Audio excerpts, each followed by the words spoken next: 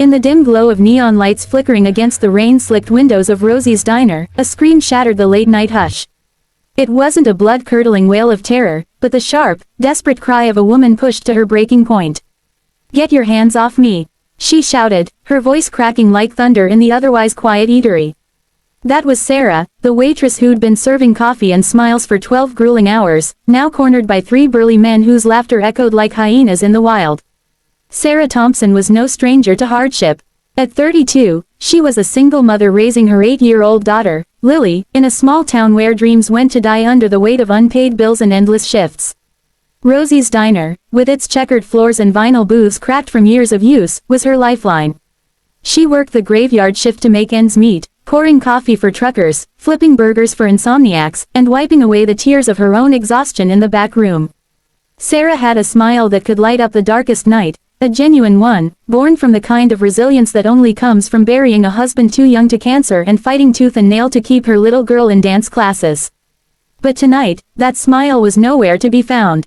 The thugs had sauntered in around midnight, reeking of cheap whiskey and entitlement. They called themselves the local boys, but everyone knew them as troublemakers, unemployed drifters who bullied their way through life. The leader, a hulking figure named Jax with tattoos snaking up his neck like vines on a forgotten fence, slammed his fist on the counter. "Hey, sweetheart, how about some service over here? Or do we gotta teach you manners?"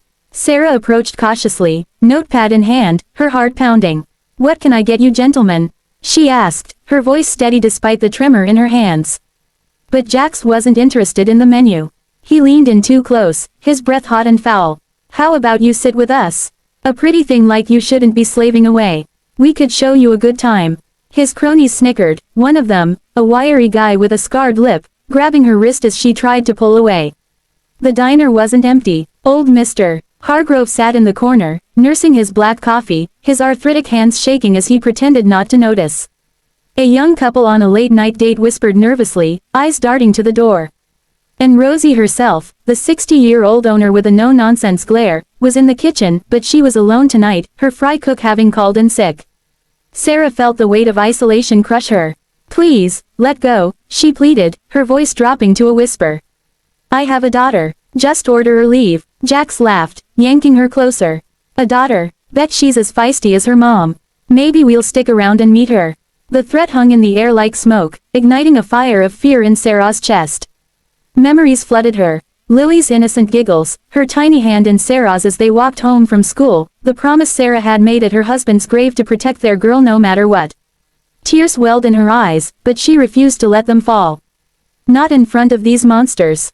That's when the door swung open with a jingle that cut through the tension like a knife. In walked 4 bikers, their leather jackets emblazoned with patches of skulls and eagles, boots thudding heavily on the linoleum. They were a sight to behold, bearded, tattooed, with chains dangling from their belts and the rumble of their Harleys still echoing outside. The leader, a broad-shouldered man named Bear, had a scar running down his cheek and eyes that seemed to pierce through the dim light. His companions, Tank, a giant with a gentle giant's build, Spike, lean and wiry, with a perpetual smirk, and Doc, the oldest with salt and pepper hair, followed suit, shaking off the rain like wolves emerging from the storm. The diner fell silent. Mr. Hargrove froze mid-sip. The young couple shrank in their booth. Even Jax paused, sizing up the newcomers. Bikers like these were legends in town. Rumors swirled of bar fights, midnight rides, and a code of honor that could swing from protector to predator in a heartbeat. Sarah's stomach twisted. Were they here to join the chaos or make it worse? Bear scanned the room, his gaze landing on Sarah's tear-streaked face and the thug's grip on her arm.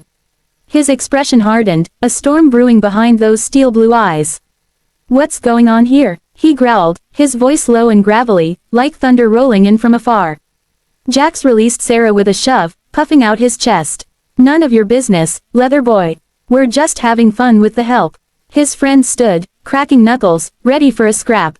Sarah backed away, rubbing her wrist, her mind racing. She thought of calling the police, but the station was miles away, and by the time they arrived, it might be too late. Lily was at home with a babysitter, probably asleep, dreaming of fairies and adventures. The thought of her daughter waking to bad news fueled Sarah's resolve. She wouldn't cower. Bear stepped forward, his boots echoing. "Fun, looks like harassment to me. Lady, you okay?" He addressed Sarah directly, his tone softening just a fraction. She nodded shakily. Please, just leave, all of you. But Jax wasn't backing down. You think you're tough 'cause you ride a bike. This is our town. Get out before we make you. The tension escalated like a fuse burning toward dynamite. Tank cracked his neck, Spike's hand hovered near his belt, and Doc's eyes narrowed, assessing the odds.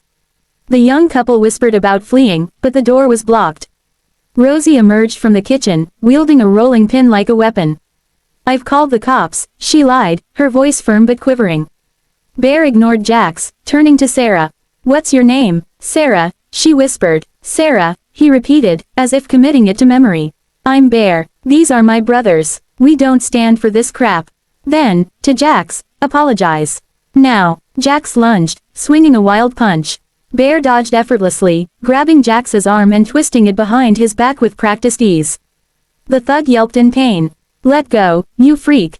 Not until you say you're sorry, Bear said calmly, his grip unyielding. The cronies charged. Tank intercepted one, lifting him off the ground like a ragdoll and slamming him onto a table, sending salt shakers flying. Spike tripped the other, pinning him with a knee to the back. Doc, ever the strategist, blocked the exit, ensuring no escape. Sarah watched in stunned silence, her fear morphing into awe. These bikers, whom she'd judged as outlaws from their rugged appearance, were defending her, a stranger, with fierce loyalty. Flashbacks hit Bear as he held Jax, his own sister, harassed years ago in a similar dive, left broken because no one stepped up. He'd joined the Iron Wolves MC not for thrills, but for brotherhood, to protect the vulnerable. We ride for those who can't, their creed went. Jax, face red with humiliation, muttered, sorry. Louder, Bear demanded. I'm sorry, Jax bellowed. Bear released him. Now get out, and if I hear you've bothered anyone again, we'll find you.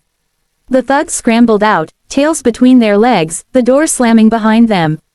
The diner exhaled collectively. Mr. Hargrove clapped weakly. The young couple cheered. Rosie lowered her rolling pin, a grin breaking through. Sarah approached Bear, tears flowing freely now, not from fear, but gratitude. Why, you don't even know me. Bear shrugged, a rare smile cracking his tough exterior. Doesn't matter. Saw my sister in you. No one deserves that. We're not all what we seem. As the bikers settled into a booth, Sarah served them coffee on the house. Stories flowed. Bear shared about his late sister, how her pain shaped him. Tank revealed he was a volunteer firefighter, saving lives off the bike.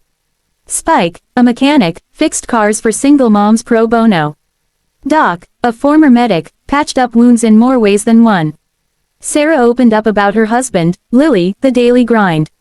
For the first time in years, she felt seen, not just as a waitress but as a warrior. The night wore on, the rain easing into a gentle patter. When the bikers left, Bear slipped Sarah a card. Call if you need us. Ride safe. Days turned to weeks. The incident became town lore, but for Sarah, it was transformative. She started a support group for women facing harassment, inspired by the bikers' unexpected kindness. Lily met the cool uncles on a sunny afternoon ride, her eyes wide with wonder. And the Iron Wolves, they patrolled the diner now and then, guardians in leather. In a world quick to judge by covers, tattoos, scars, or weary smiles, true heroes emerge from the shadows. It's not the roar of engines or the swing of fists that defines us, but the quiet acts of courage that echo forever. Remember, kindness wears many faces, and sometimes, it's the roughest ones that hold the softest hearts. Stand up, speak out, and never underestimate the power of unexpected allies. Because in the end, we're all just trying to make it through the storm.